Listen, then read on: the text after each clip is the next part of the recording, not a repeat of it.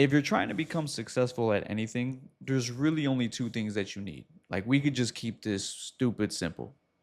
There's really only two things that you need to do. And I'm going to give you guys a little bit of a different spin on this because I can, and why not? So the first one is going to be identity. And you might be thinking, well, obviously, I heard that one before, right? But really pay attention to this, because with identifying yourself, like, this is why I think that affirmations are so powerful, because you're like speaking your new identity or who you want to be into existence, right? Like, I am successful, I am a millionaire, I am this, I am that. And it's like you're saying these things. Now, I'm personally not the biggest fan of affirmations. That's just not my cup of tea, because I believe you should act your way into your identity. You shouldn't think your way or speak your way into your identity. You should act your way. You should take the actions necessary that you know, hey, this version of me that I want to be in a year from now, he does this today. Like, you are operating right now for your future self.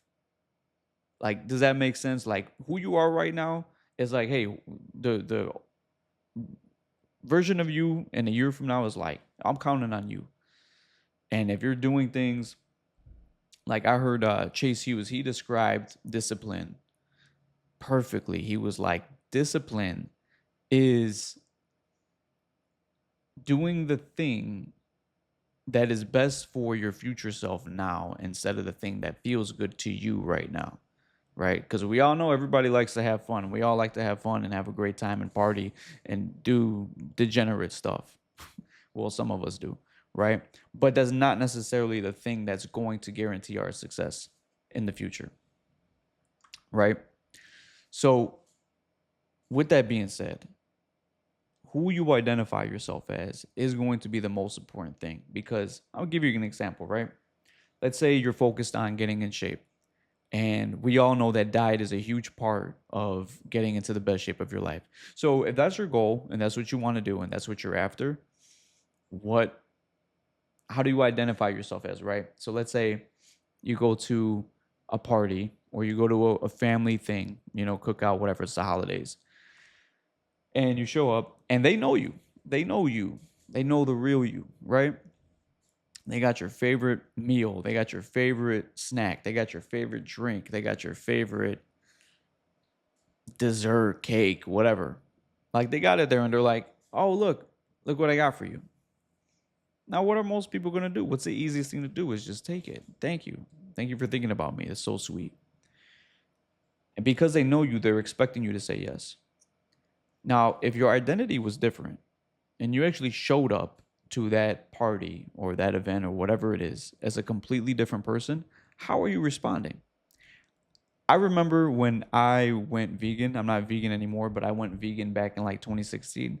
My family would try to offer me like steak, pork, chicken, like whatever, things that I love to eat, by the way. Pizza. Are you kidding me?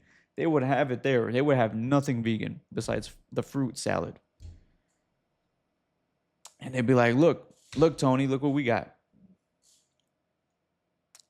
Because I went vegan, and because of the reason why I went vegan, I would look at that food with such an utter disgust. I'm like, I don't eat that, because I changed my identity. I would say I'm vegan. I don't eat that. I don't eat meat. I eat plants. Like, I eat fruit. I eat vegetables. Um, Granted, I was eating the BS fake meat, which is why I stopped being vegan. But at the time, growing pains, right?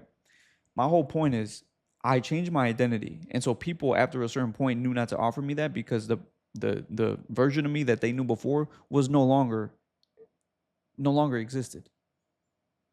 Hey, I'm a totally different person. Don't give me that. I don't eat that. Where's the watermelon? I mean, all jokes aside, though, like, that's what happened. So if you're serious and you are serious about change, like you're just gonna do certain things. It's even like you got friends invite you out. You're like, bro, I'm locked in. Like, don't like, this is what you call me for? I have my phone on do not disturb, and you called me past twice to get past the first call because you knew it wasn't going to ring or it didn't ring. And you and invite me to a club on a Thursday because it's Thirsty Thursday. Like I'm hanging up, boop, boop, boop, you know?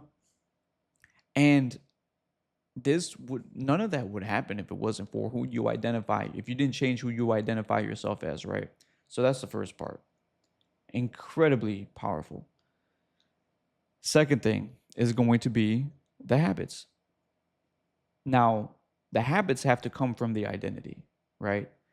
You see people that are older, and when I say older, I mean 40, 50, 60, like they are set in their ways. It's harder for somebody to change the way they've been living if they've been living a certain way their whole entire life and aren't, like we have neuroplasticity, which means that we could change. Like our brains are very like fluid. Like, oh, if you want to become a new person, you actually can. Who would have knew? People don't think like that. That's why they say things like, I am this kind of person. I am just this kind of person. No, no, no. Hey, if you were born in a different country, you wouldn't even be speaking English. You wouldn't even have the religion that you have if you were born in, let's say, you know, the Middle East or China. Like let's be real. You wouldn't even have the same beliefs. But because your soul was put in a body here in the United States or wherever you're watching this from, like yes, you do have a certain way of talking, you have a certain way of moving, you have a certain way of thinking, even the way you think about money, like all those things, right? Habits are formed from an identity. Now the habits are there because now the things that you do are just second nature. Hey, for me not to for me to this is a, get up in the morning and brush my teeth first thing, like that's a really good habit. Hey, I had learned that when I was a little kid when my mom, would make me brush my teeth even when I didn't want to. It's just something that was instilled, right?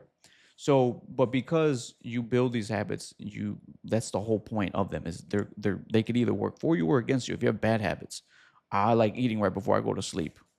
I like stopping at McDonald's right before I go to sleep. No, form good habits, but those first has to come the identity. Once you identify yourself as I'm this kind of person, right? Then you'll just naturally like, hey, and then also just think, what does the person that has that result, like the version of me that's, let's say, 10% body fat, what would he do today?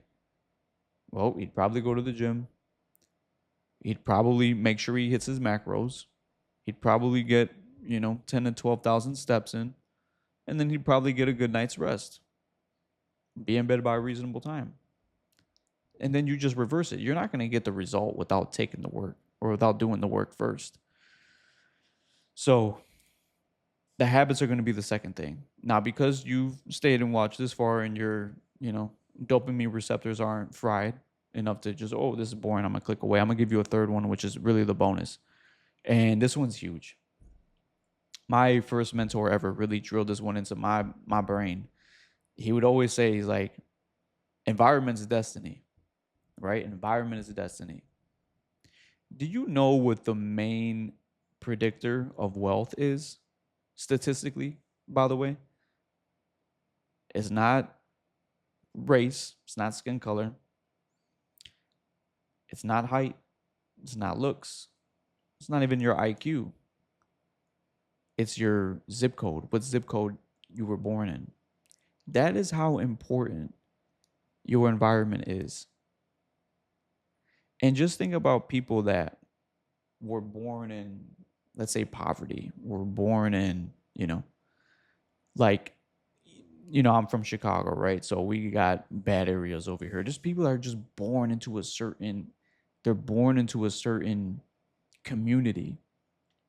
And because of the beliefs and the habits and whatever systems that were placed in that community, even the school system, like they all operate almost on the same lane. Now there are the exceptions. There's always going to be the exceptions, but the exceptions are rare.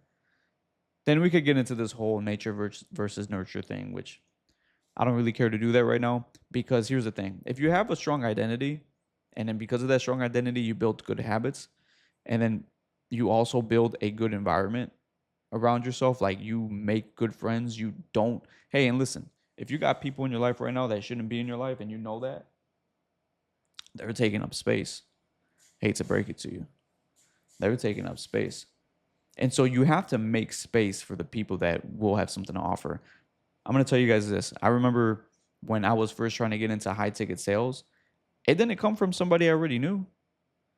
I had to buy a ticket to go to the event. Then I bought a ticket, an airplane ticket to fly out to Texas. And then I had to talk to a bunch of people that I didn't know, like a bunch of new people. But because, and this is the cool thing about the world we live in now is you have the ability to do this. Like just think about how lucky you are to have that opportunity. And so I remember when I went, I got connected with people and they were all like, the cool thing is those events are made to attract a certain niche of people to them. And there's different, like you could find a crypto one too. If you're interested in money, like you could find these communities online, just follow the right people. And I can't even tell you where to go because it's up to you. But you could do your own research. Like, and here's another thing too. Stop waiting for people to hand you things. Like, this world, like, success belongs to people that take it. They're not sitting there with their hands out, like, waiting, like, oh, please, look, I've been a good worker. I've done all the right things.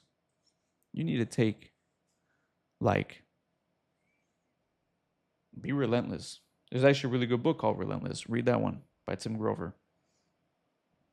But if you have those three things, I don't see how you could fail.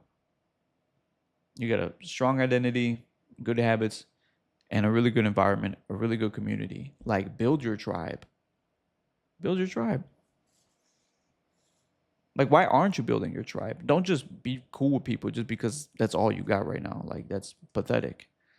Like, you can literally create your own world and your own future for your family when you do have kids. If you do have kids already, like, provide them with connections. So, I'll leave it on that note. I'll see you guys in the next one.